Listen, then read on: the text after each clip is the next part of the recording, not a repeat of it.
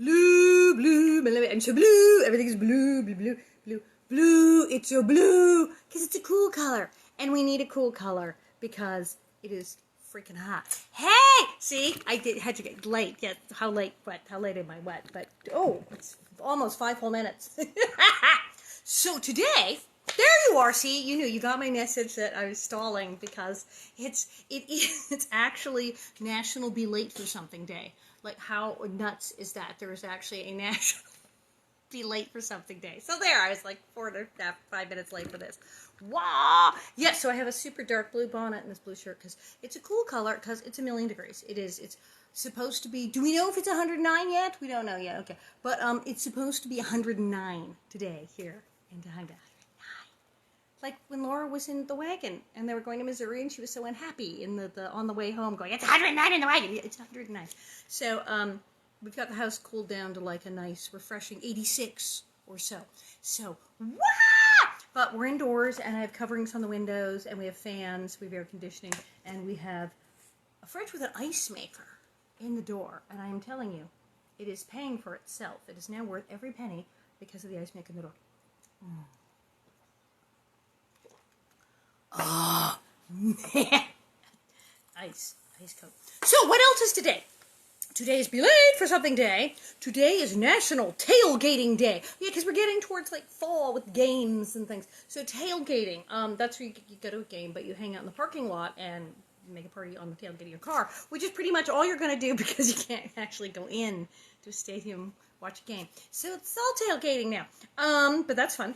It is, National Cheese Pizza Day. Now, did I order a pizza? I did not, but you know what I did do? Trader Joe's. It's all about Trader Joe's, isn't it? Trader Joe's should, like, pay me. Trader Joe's mini pizzas. Trader Joe's frozen mini pizzas. They are the freaking... Oh, the box. Bob is so helpful. Here is the box, Bob said. It's the Spizzico. Trader Giotto's Spizzico pizza. There you go. It's lovely.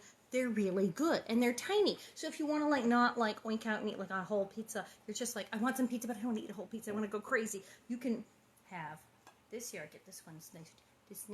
This, and it's all just, like, it's got the spices and the cheese and the sauce, and it's also molten lava blazing hot. So wait. Yeah, if I bit into this part, I think I would hurt myself. It's really hot. It is so good, though. Bob's gonna take some. I'm gonna have some. Also, wait, we have to have an appearance from Bob. You have to put on a shirt. Don't go put on a shirt. Why? Because, in addition to National Tailgating Day and, the fabulous National Cheese Pizza Day, which I'm gonna start, like, putting a thing on my calendar so I don't miss it, because, you know, I like things on pizza. When I eat a lot of meat, I love the pepperoni, and even I like, the mushrooms and the onions and the things. And, you know, if you got turkey pepperoni, probably put it on my pizza. Oh, there we go. I burned myself. But I like cheese pizza best. We normally don't drag Bob on camera for this, but we are dragging Bob on camera for this because he's got to come around that way. Today is also, in addition to everything else, the first Saturday in September, which is World Beard Day. It is World Beard Day. What? You have to stick your head all the way in here. Right there. Oh, there he is. There he is. Hello. Look, he has a beard. It's World Beard Day, and there is Bob with a beard. Nah, it's a great beard. It's a world-class, totally world beard. Yeah. Well, on this show, yeah. Yeah, it's got, yeah, I think that was good. We actually had a Cost beard. you 2 pieces. Oh, look, Tracy says it's National Bob Day. and everyone's saying, hi, Bob. Hi, Bob. There's hi, Bob. So there you are. He says hi. Hey, that was lovely. So there, that's World Beard Day. So don't get your pizza in your beard. Good pizza. Oh, you're right. If I take a day off, it can't be tomorrow. Okay, so I can take, we're talking about me taking Labor Day off. It's a holiday. That would be after tomorrow. That'd be Monday. I can't take tomorrow off because it's Coffee Ice Cream Day. It's Coffee Ice Cream Day. So... Yay! Okay, so I'm going to eat some more of this pizza, and then, that was really good.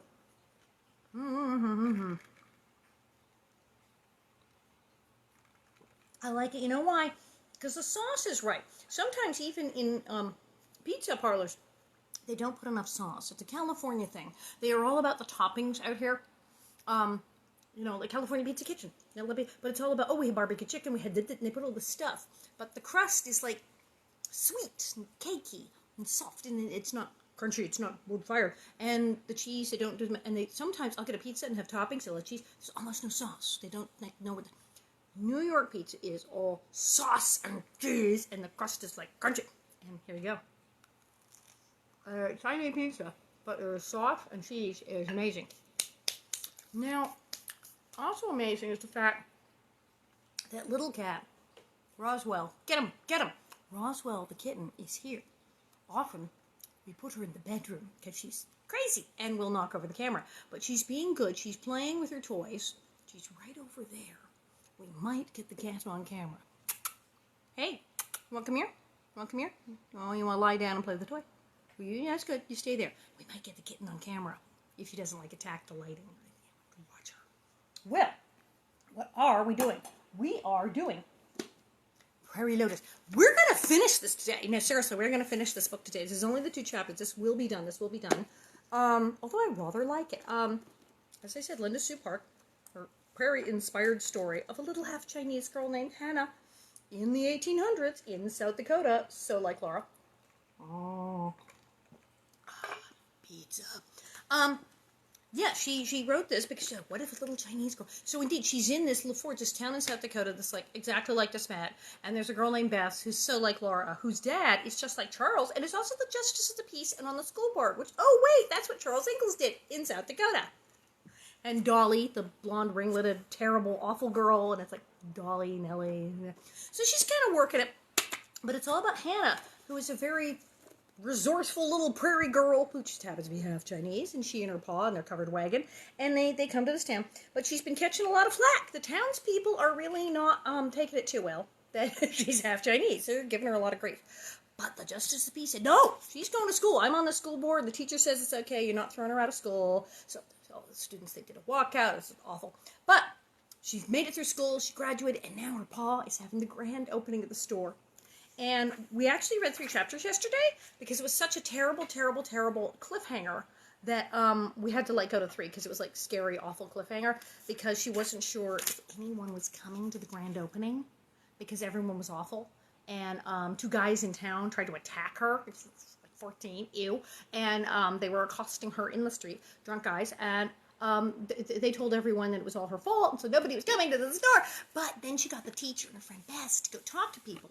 The giveaway was, teacher had said, oh yeah, that guy, he's done that before. Yeah, there's been a lot of altercations. So apparently the women in the community all knew about him, and they didn't like him. So she went and talked to him. Full house. So they're having the grand opening, and she gets up, and there's a line around the block to come into her store. So she and her dad are just like, whoa, what happened? Wait, why is everyone here? They were prepared for literally no one to come. And it's full.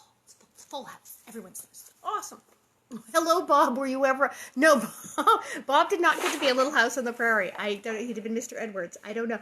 Bob didn't even watch Little House on the Prairie until after we were married. So there you are. But Hannah has finally. They're in shock. So they've opened the door. And they're just freaking out because there's 80 gazillion more people. They thought maybe Bess and the teacher were coming. Line around the block. Hannah hastened from the kitchen to the shop, carrying 2 platters of cookies. Bess followed behind her more slowly, so as not to spill the full pitcher of ginger shrub she was holding. Oh yeah, they couldn't afford lemons for the lemonade. Lemons are insanely expensive. And so they made ginger shrub, which is that. Remember Laura made that ginger water for when people were working in the field? Delicious. So that's ginger shrub. Mrs. Blake and Ellie from the hotel had brought stacks of tin plates and cups for serving. Now, Mrs. Blake from the hotel, she was there when she got hassled by those guys in the street. Mrs. Blake was totally willing to believe it was her fault. But there's Mrs. Blake, first in line. She's even brought the tin plates and the cups for the party. It's amazing. The shop was full of people. The bells on the doors were jingling almost constantly. Everyone was talking, looking at the goods, nibbling and sipping the refreshments. The button box was of great interest, as was the window display, with customers crowded around both. Papa took another picture at Ginger's shrub out to the sidewalk, where a group of menfolk had gathered. Hannah noticed he was wearing his good boots, which gleamed from the polish she had given them. And there she just polished his boots, because she was in a bad mood, and instead they worked out. They're gathered on the sidewalk. He's having to take drinks out to the sidewalk because there's like that many people. This thing's a smash. It's just like way better.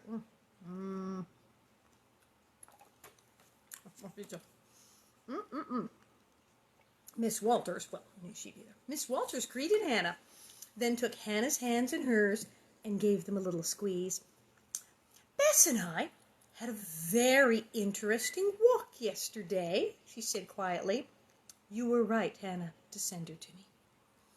Hannah looked at her and nodded, not trusting herself to speak without tears. Yay! Hannah and Miss Walters!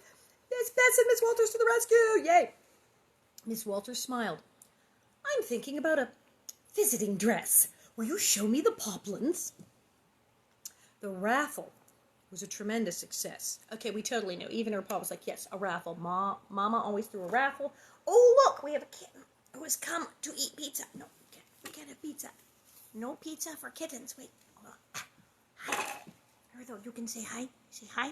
Hold on, here, I'll put this down. 26. Hello, no? Oh, what are we doing? You say hello? Hello. Hello. Ah. Yes, I love you. I love you. I love you. Don't eat my face. Here. That's Roswell. She's hilarious. But don't eat my face and don't eat my pizza. Okay. Be good, Kitty. Thank you. That was hilarious. So, Kitty, you moved my page. So, a visiting dress, because they had dresses for morning dress and evening dress and visiting dresses and cooking dresses and then eating the food dresses and then going to sleep dresses and then getting up dresses. It's like a different dress for everything. Poplins. So the raffle was a tremendous success. Papa called out the names to applause and exclamations of surprise and delight. Oh yeah, these people need entertainment. They did desperately. Miss Walters won the needles. Mrs. Murphy, from the drugstore, won the button string. Well, now, Kitten, all right, you can have that. Gotta watch her. Oh, the button string. Oh, yes, that's nice. We love button strings. It's like baby carry. The posy of ribbons went to Ellie, who declared that she would wear them all at once, making everyone laugh. Hannah was especially glad that Ellie had won a prize. No, Kitten. Kitten, I think you're going to have to go in the other room. Oh, Bob? We need cat bouncing. Kitty, you can stay, but you can't play with that and you can't eat the pizza. All right, that's good. You can stay there. Oh, okay, I think Kitty was very interested in the pizza, but she's changed her mind, so. I'm sorry? We had to explain no pizza for kittens. And now they've said I need to write a children's book called No Pizza for Kittens. But yeah, she tried to eat some pizza, and my face, and the clock. I'll be taking the cat. I think. So Morticia has to come out on screen next, but she was a riot. But yeah, she couldn't figure out why the clock wasn't still broken like she left it. There. And you have some pizza, but not her. So good. Oh, some people feed their cats pizza. Well, it's cheese and bread. It shouldn't be too bad. It's a little spicy, though, and she's still a baby. Can't get her a spicy pizza. Well, so Ellie won the ribbons, which is she's the daughter of Mrs. Blake of the hotel, and she likes Ellie, so that's good. Hannah was especially glad that Ellie had won a prize. Mrs. Wilson at the hardware store won the lace. The winner of the grand prize sewing basket was Mrs. Schmidt, the pastor's wife. Oh, well, that's good, because usually, I don't know how they do it at your church, the pastor's wife always has to do stuff for the parties, has to do, like, the linens, winds up making, like, fancy cloths for the altar and stuff, always gets rooked into doing the decorations for the church parties, so, pastor's wife, new sewing kit. Good idea. Good call. Then Papa drew Mr. Grantham's name for the men's raffle and called him inside to claim his prize. More applause and laughter greeted him as he went to stand next to his wife. Mr. Grantham who owned the furniture store, had a full mustache and mutton-chop whiskers. Mrs. Grantham had a round, girlish face and graying brown curls. Both were plump and pink-skinned. They're the cute old couple. Mr. Grantham looked at the card that Hannah had made. Oh, 20% discount? All right then, Wilma, you can order that dress you wanted. Her name is Wilma. You see, Fred? Yeah. Whatever you say. Whatever are you saying, Harold? Oh, it's Harold. Harold and Wilma. All right then, Wilma, you can order that dress you wanted. Whatever are you saying, Harold? Now that you've won the discount, I'm going to order too. They're cleaning up at this thing. This is great. The morning was not perfect. There were customers who greeted Hannah icily and spoke only to Papa. A few addressed her as they might a servant tersely without using her name. Still others said not a single word to her. But the overall sense of gaiety bubbling through the room helped her ignore any unpleasantness. And hey, they showed up, yeah? She and Bess stole a few moments together in the workroom. Thank you, Hannah said, her smile tremulous. It occurred to her that her family's fortunes had become tightly meshed with the Harrises. Indeed. Mr. Harris was the reason she and Papa had come to LaForge in the first place. Bess was helping keep them there. At the same time, Hannah was helping Bess by employing her, and perhaps in other ways, too. You're welcome, Bess said. Pause. That was a fine idea of yours, for me to go to Miss Walters first. I couldn't have done it alone, and she wouldn't have done it without you, Hannah finished for her. When I saw that line of people outside the door, I could scarce believe it. How did you do it? We made a plan, Bess said.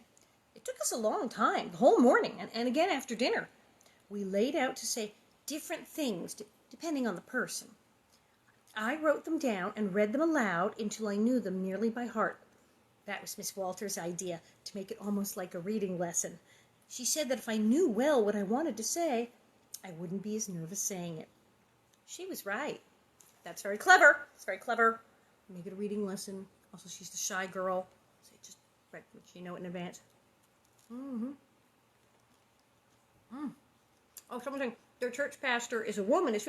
And let me guess, pastor's husband. He has to like bake stuff, get things ready for the party, doesn't he?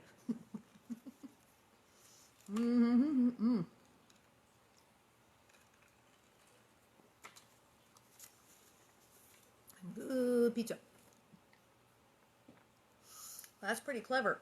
They had begun by telling the ladies the truth, that Hannah was fetching lard cans from the hotel when the two men attacked her.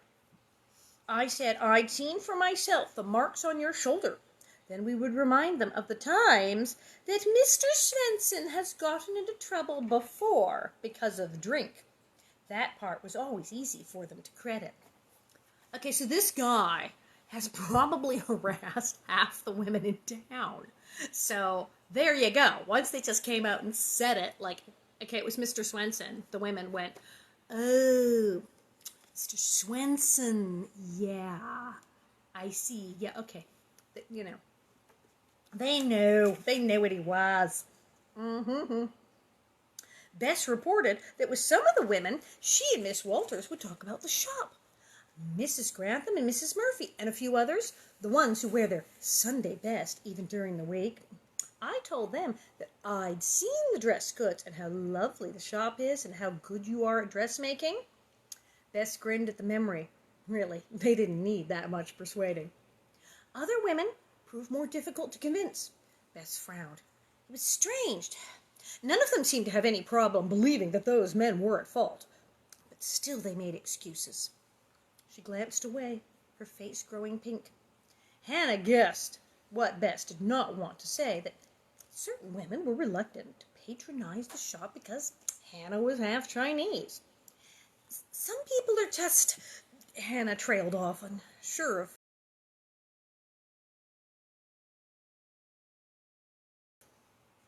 A moment's pause, and they both burst out laughing. After they caught their breath, Bess went on. At Pastor Schmidt's, Mrs. Schmidt mentioned that your father A shop would mean less money for the church? That's what I told Ma, too. And Mrs. Blake said, Bess stopped, her expression suddenly again.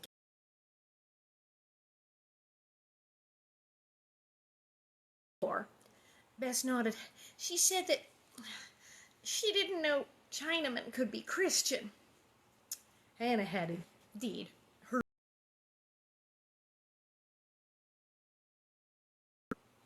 A brief silence. Hannah had saved the hardest part for last. Your Ma didn't come, she said. Oh, Ma got all the washing in on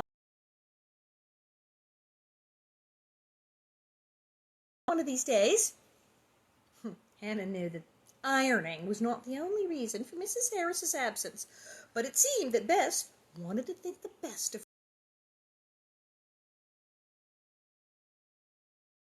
That was how Hannah remembered her. Mothers and daughters. She had a blinding flash of insight then about her encounters with the Indian women. During their first was making the journey with Hannah, which a Bohemian might have well surmised that Hannah was motherless. I thought it was me being kind when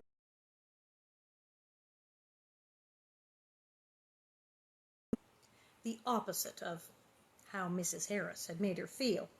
She wondered if she would ever get the chance to think which a Bohemian. Do you think your mom will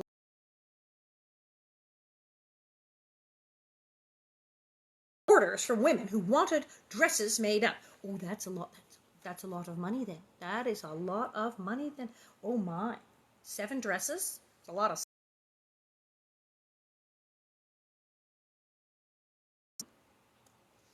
More than enough work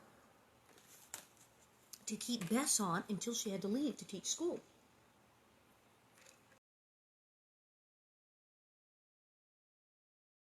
Is going to teach school because the family needs the money, but she's going to do some sewing until it's time to teach school, which is exactly what Laura Ingalls Wilder did in South.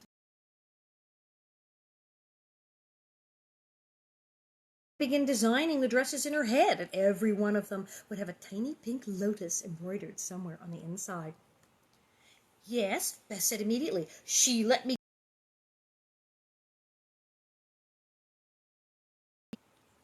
Perhaps Mrs. Harris' reason for allowing Bess to continue working at the shop had more to do with family income than anything else, but Hannah wondered.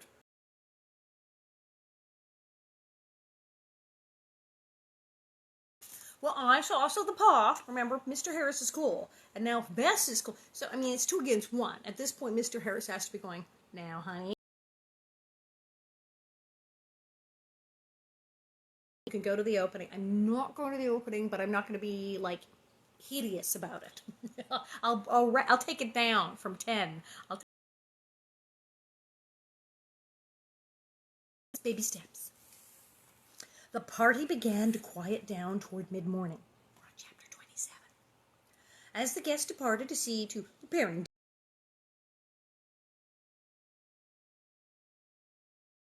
as the door opened yet again. Oh, who were we missing? And who did somebody ask about? Sam, the cute boy who defended her, even though his father was actually like with his little sister Pearl. Remember poor Pearl? She had to say, I have to get my brother because our parents are going to beat us if I don't get him. Yeah. Sam and Pearl. Hello, Hannah, he said.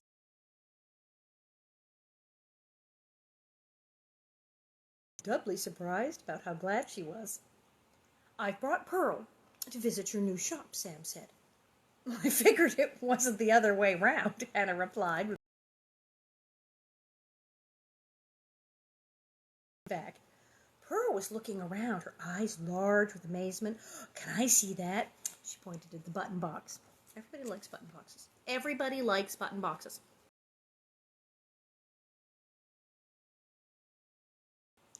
Hannah hurried into the workroom. She opened one drawer and another and found the length of red ribbon she'd put away weeks earlier. Back in the shop, Hannah held out the ribbon. Here.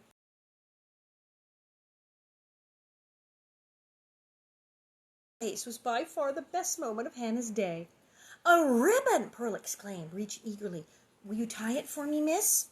Of course, Hannah said. Pearl turned to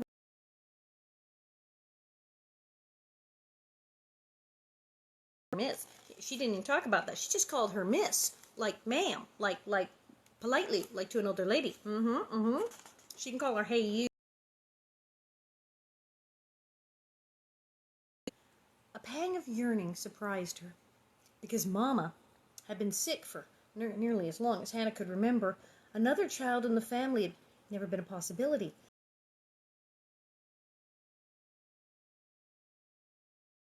Brother would have meant to her. Someone with whom she could have shared memories of Mama. Someone else who would have been half and half. Pearl pulled one of her braids.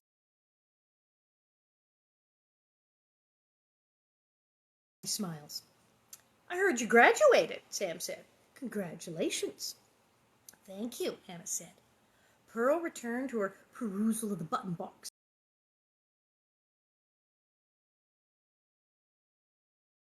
I'll be back soon without her, Sam whispered. It's her birthday next month, and I was wondering if you could make some doll clothes for her.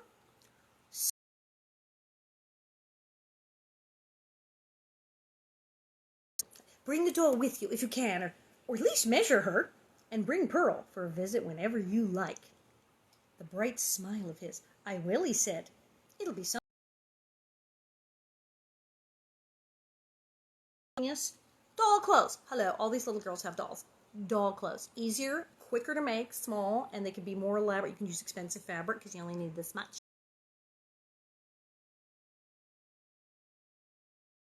There's you go. There's a whole market she can corner. Me too, Hannah thought, as she waved goodbye to them. I'll look.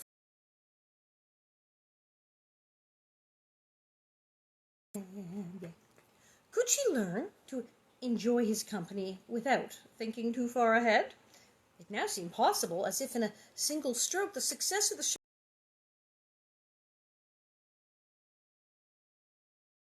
in the years to come. But today it seemed more than enough to know that for the next few weeks she would be sewing. She had been wrong earlier when she thought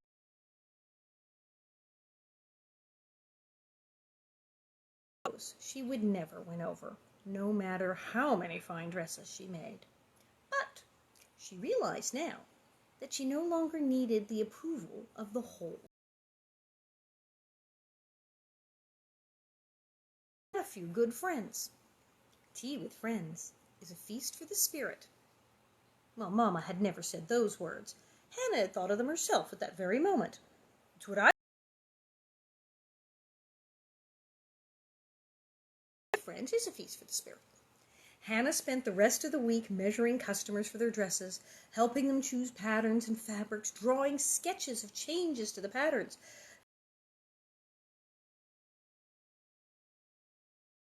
Every night, exhilarated, but also worn out from the long hours in the workroom. Often, she fell asleep when there was still light in the western sky. Staying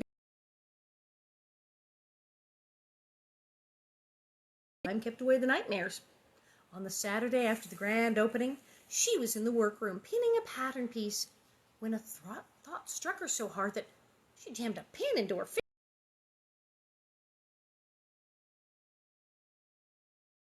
finger. Maybe not for days or even weeks, but sooner or later, she would be walking down Main Street. He would be there. Should she avoid him, cross the street, change her route?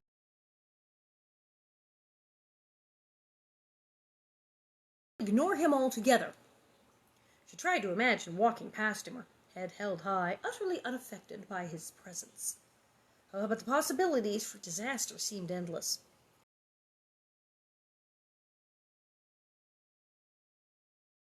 She could already feel her stomach churning.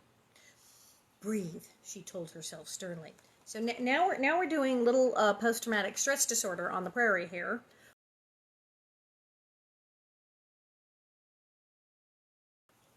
She didn't admit it. Didn't call it that. But remember, by the time they got The pod said, oh, and the children who burned up all the furniture and still froze to death because before their parents got home in the blizzard. Ah! And so she and Mary were taking all the wood in the house and ready to. And then the multiple fires. So that by the time she was even 16, she really was PTSD. They can call that. Laura, several times in the book, would talk about the dry, etc., etc. It's going, well, yeah, you've almost died several times, nearly starved to death, and there were the locusts and the fires and the freezing to death and the floods. It's like, yeah. Since the Ingalls were kind of like, you'll be fine. We're still alive. Let's not talk about it. PTSD. So, young Hannah, like Laura, is trying.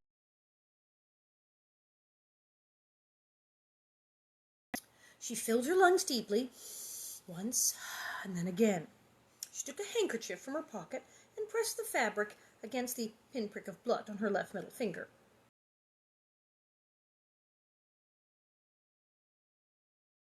She's done deep breathing, a lot of work, keep busy, she's on the right track.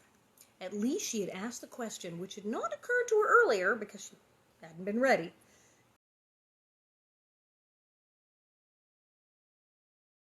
Decided to make every effort not to run errands alone, at least for a while.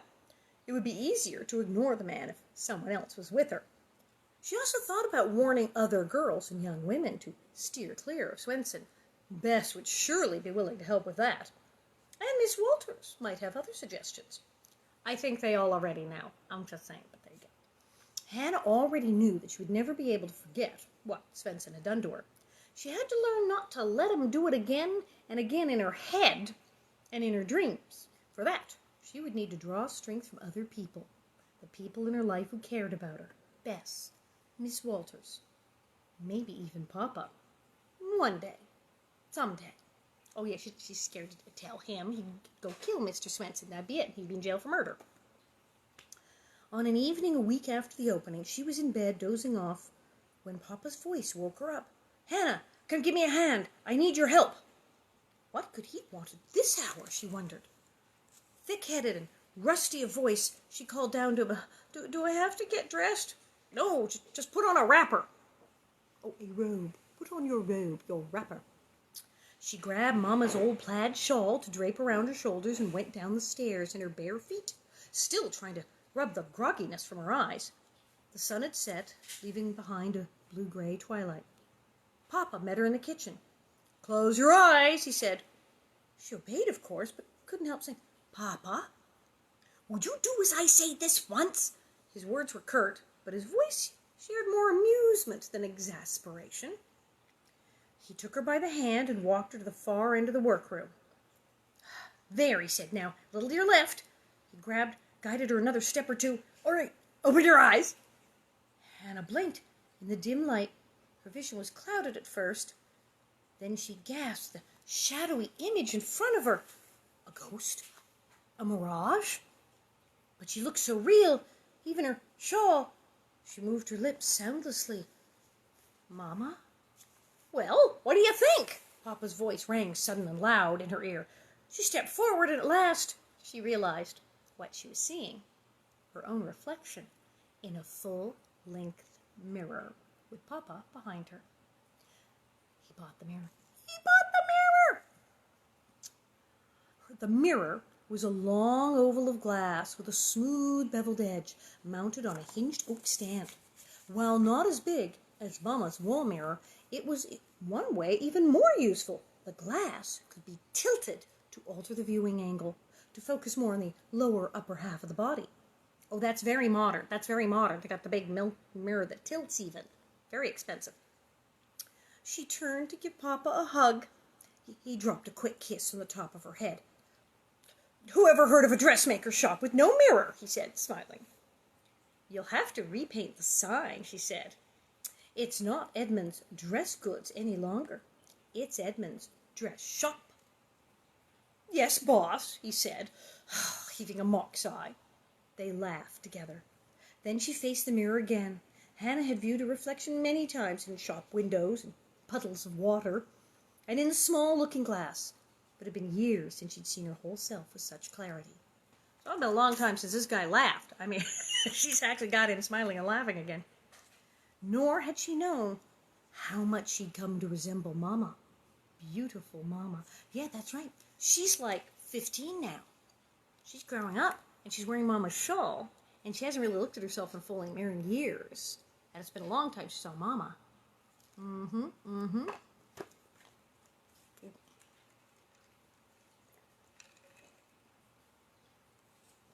Beautiful Mama. So you like it? Papa asked. Her reflection nodded at them both. Yes, Papa, she said. It's exactly what I need. He finally bought her the mirror. Yes, and he bought her the mirror, and it was beautiful. And she realizes that she's totally grown up to be exactly like her mama, which in her case is good news because her mama was cool. So that's it, and then there's a whole author's note where this nice lady, Linda Sue Park, talks about writing this book and just being crazy about Laura Ingalls Wilder, and talking about you know how the whole thing about it's Laura racist because she had that minstrel show portrayed in the books, and and her mother hated the Indians. Interesting. There's a little story here that the author of this book says, not quite here. She says, in a letter to her daughter Rose in April 1921, Laura Ingalls Wilder wrote about greeting an African-American man at a meeting of her local farm loan association. Our colored member was there, and when he was introduced to me, I shook hands with him, which nearly paralyzed some of the others. So there you go. Laura Ingalls Wilder in real life shook hands with a black man at the farm loan meeting, which other people were not doing in 1921. So Linda Sue Park's like, no, Laura was cool. The books, at the time they came out and the time they were portraying, it's like, so, but she's like, yes, we can do this story. We can all participate in the prairie. We can imagine ourselves back there with Laura and with Mary and with Elma. And she did. And it's adorable. It's a sweet, beautiful, beautiful, sad, but beautiful story. Just like her mom did. It's done. I'm like sad. I'm going to wrap myself in a quilt and go back and reread this sometime. It's that good. So tomorrow is Sunday. And, I think I am going to take Monday, Labor Day off, just for the sheer heck of it, just to do it. But I can't take tomorrow off because it's National Coffee Ice Cream Day. Oh, duh! You know what else tomorrow is? Yeah, I can't get out of tomorrow. It's National Read a Book Day. So I guess I'm reading a book tomorrow, aren't I? You guys are amazing. What am I reading? I know I've got Young Pioneers and I've got Rose Wilder's Free Lynn. I'm a sucker for West from Home. It's letters. It's more of those letters, except it's a bit happy that I'm dying here. The on the way when she's going to Missouri, and she's completely miserable. That's hot. She's a little happier. Happy letters from Laura here, and it's about Rose and Laura and letters and there's letters here addressed to Manly dear. Manly dear. It's Laura writing to Manly from San Francisco in 1915. So talking all about San Francisco. There's pictures. And, the San Francisco place, you may have seen our dear Polly T, who's often on her, was in San Francisco and taking pictures of the Laura Rose place. So we're going to start this tomorrow. Tomorrow we're going to start West from Home. And then I'm going to take Monday off. So it'll be like a cliffhanger. And then I'll be back Tuesday. And it will be awesome, amazing, fabulous. Now I saw a couple of them saying, hey, it'd be good if she, can she answer questions? Now, once in a blue moon, between paragraphs, as you've seen, I will, if I see your comments, I'll go, I'll answer questions. But I answer questions on September 24th. I will be doing my little show over there in the other side of the living room, which is on stageit.com, Confessions of a Prairie Terror on stageit.com, and I do answer questions. I look at your questions on Facebook. I have people post questions on Facebook, and I look at some of the ones there, and I answer them. I write them down in little cards.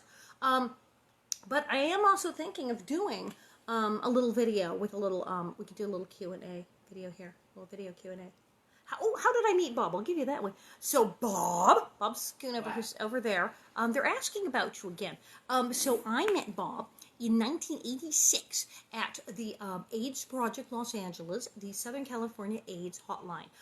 Many of you know that Steve Tracy, who played our Percival on Little House on the Prairie, died of AIDS back in 1986, and I started volunteering for AIDS Project Los Angeles. I went to the hotline training class, which is like hard, and there's a test and everything. And Bob was running the hotline. We met then, and we became friends. And it's kind of like when Harry met Sally, because we didn't go on a date until 1993. And then we got married. So it's like 27 years this year. So there you are. He's very cool. He's also in a band. He plays guitar and he's in a band, and he's like a band. And you can buy his CDs on the store where I have the bonnets. Oh yeah, the store's still going. I got bonnets. I got tin cups. Also, it's already September. We're thinking about the Christmas sale thing that some people, I've already had somebody ask me for tin cups and like write Merry Christmas on them. So people are going to probably buy cups and bonnets and books and whatnot for Christmas. So we're going to come up, make sure we have lots in stock. And we'll probably have a thing like order by December 1st to make sure you get it by Christmas. Yeah. But we will have, there will be like a Christmas sale. It'll be a thing. So we'll do that. So yes. Indeed. So I'll have September 24th, there'll be a little show. And then, as I said, oh gosh, like next week, well, in a week or so, I'm heading out to go make a movie. And I will be working for a couple of days. And I don't know what time my lunch hour is. I'll get lunch. I don't know when it will be. But, pumpkin spice bonnets! Yes! I don't know when my lunch hour will be, so I don't know if I'll be reading for a couple of days or if I'll just do it at a weird time. I don't know. But it'll happen. So, alrighty then. Thank you guys, and be sure to wash your hands and wear your masks and call your friends and check in on everyone. And there you are. And now I'm gonna like throw myself in the refrigerator and try to cool off. And I will see you tomorrow.